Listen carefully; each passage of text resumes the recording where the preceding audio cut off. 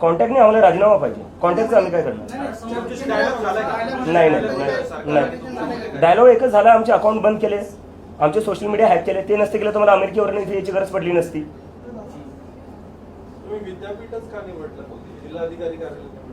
विद्यापीठात काय प्रॉब्लेम आहे सर?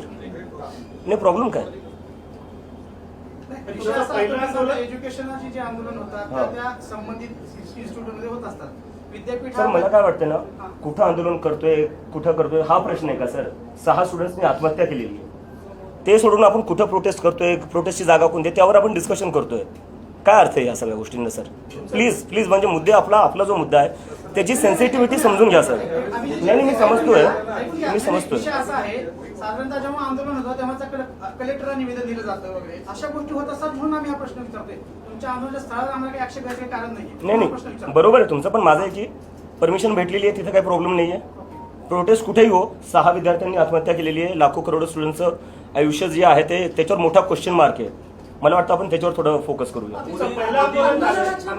नरेंद्र मोदी हे धर्मेंद्र प्रधान यांचा राजीनामा घेतील असं तुम्हाला वाटतंय का? कारण तुमच्या पहिल्या दिवशी जे आंदोलन होतं त्याला चांगला प्रतिसाद मिळाला, पुढे देखील प्रतिसाद मिळेल काय एकंदरीत वाटतं? मला असं वाटतं जर ते रशिया युक्रेनचं वॉर थांबवू शकतात तर राजीनामा तर घेऊ शकतात.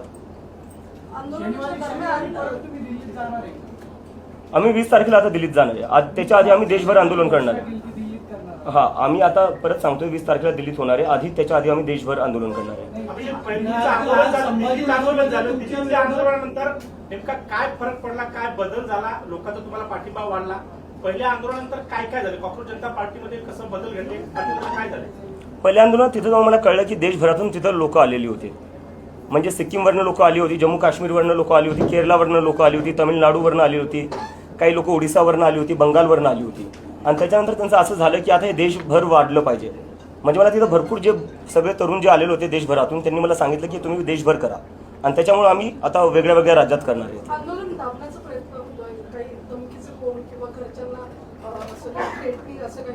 म्हणजे हे तर चालूच आहे. माझ्या घरच्यांना धमक्या भेटताच आहेत, ते चालूच आहे. आणि मला आता सोशल मीडियावर आता म्हणजे इथे येण्याआधी मला म्हटलं तू ये प्रेस कॉन्फरन्सला, आम्ही कॉकरोच मारण्यासाठी हिट घेऊन ठेवलेला आहे. तर अशा प्रकारच्या धमक्या चालूच आहेत. आता म्हणजे मला कळत नाही की अजून सरकारला कशाची वाट बघते. स्टुडंट्स आत्महत्या करताय, 1 करोडपेक्षा जास्त स्टुडंट्सचं फ्युचर अफेक्टेड झालेलं आहे. अजून म्हणजे काय करावं लागणार आहे सिरियस व्हायला तुम्हाला? म्हणजे सिरियस कुठं ना कुठं व्हावंच लागणार आहे. घेत नाही, दॅट इज अब्सोल्युटली राईट. नाही मी एक गोष्ट क्लिअर करू शकतो की कॉकरोच जनता पार्टीसोबत कोणीही असोसिएटेड नसणारे कुठलीही पॉलिटिकल पार्टी आम्ही कोणाला इन्व्हॉल्व्ह होऊ नाही देणार आहे. बट कुठल्याही पार्टीला जर स्टुडंट्सच्या मुद्द्यावर आम्हाला समर्थन द्यायचं आहे, युवकांच्या बेरोजगारीच्या मुद्द्यावर आम्हाला समर्थन द्यायचं आहे, ते आम्हाला समर्थन देऊ शकतात. कारण की जर तुम्हाला युवकांच्या मुद्द्यांवर राजकारण करायचं आहे, आमच्या मागण्यांना तुम्हाला समर्थन करायचं आहे, यू आर वेलकम.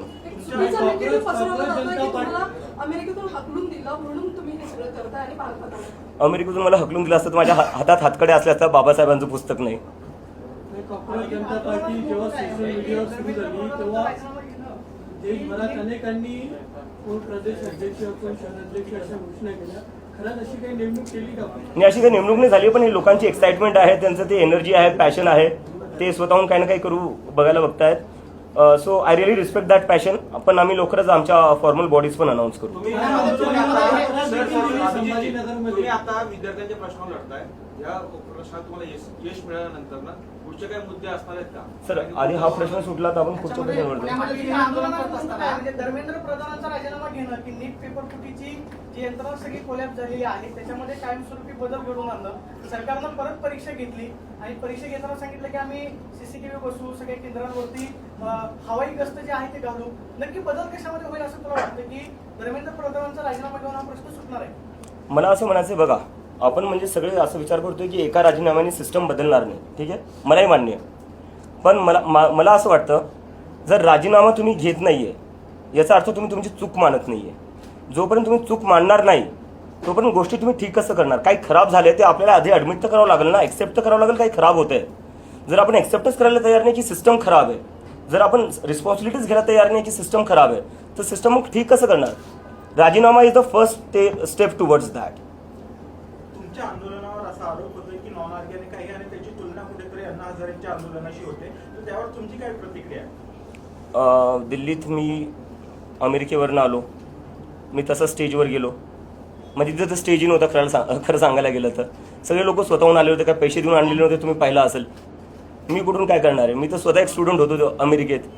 तर हे सगळे जे आहे ना, म्हणजे डिस्ट्रॅक्ट करायच्या गोष्टी चालू आहे.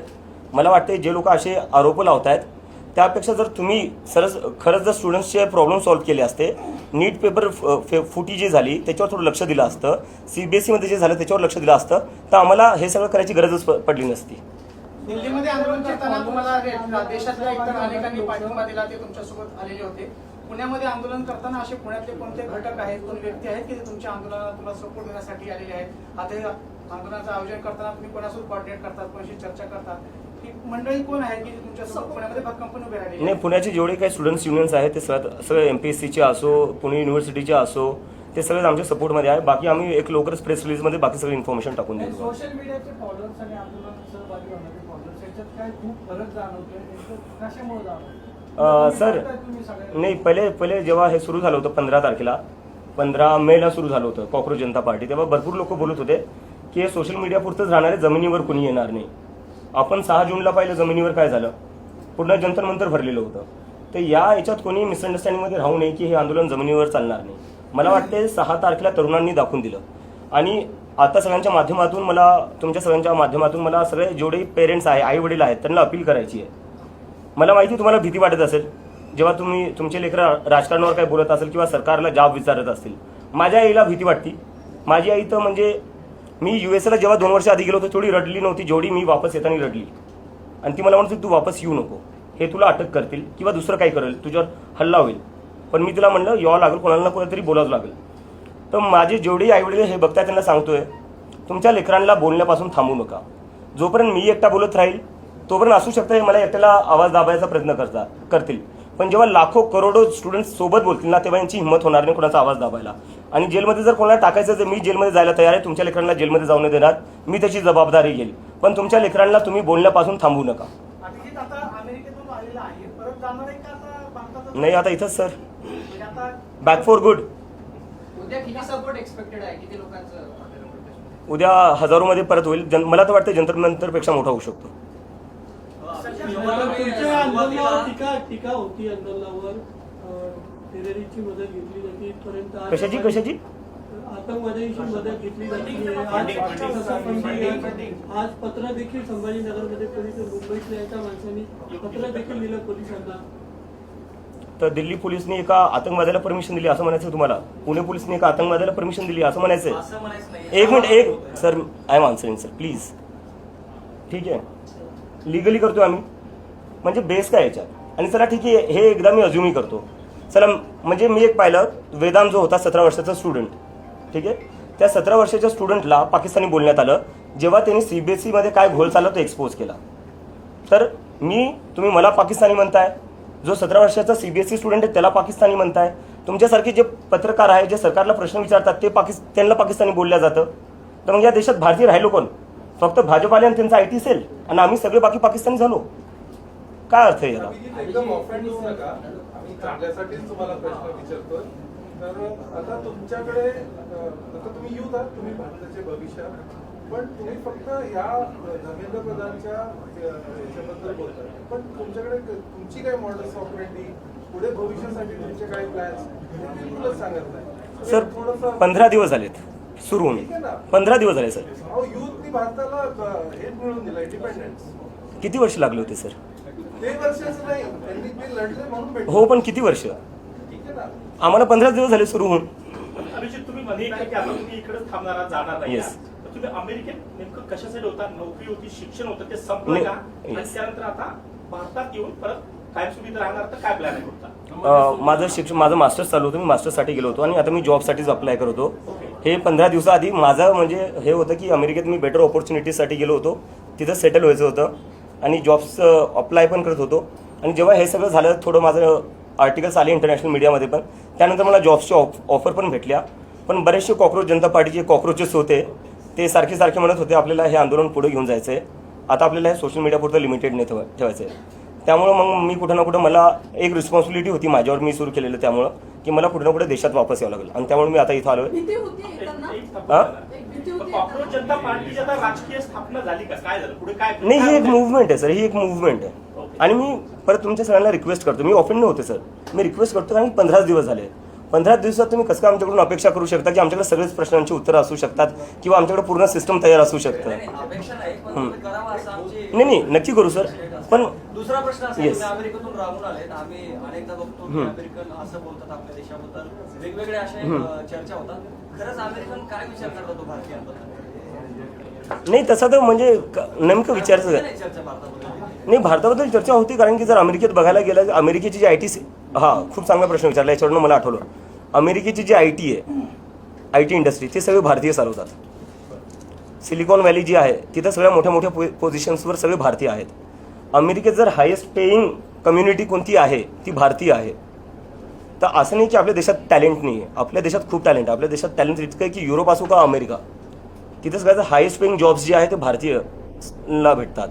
पण आपल्या देशात काय होतंय, आपल्या देशात ती ऑपॉर्च्युनिटी आणि प्लॅटफॉर्म का नाही भेटत आहे जो बाहेर देशात भेटतोय. नीटचा पेपर तो फुटला, त्याला जबाबदार कोण आहे? म्हणजे एनटीएचा संपर्क मराठवाड्यातले अनेक क्लासेस चालवायचे झाला. पेपर होण्याच्या आधी 10 दिवस त्यांच्याकडे पेपर होता. एनटीए मधले जे तज्ज्ञ असतात त्या तज्ज्ञांनी ते प्रश्न जे आहेत ते क्लासेसपर्यंत पोहोचवलेले होते.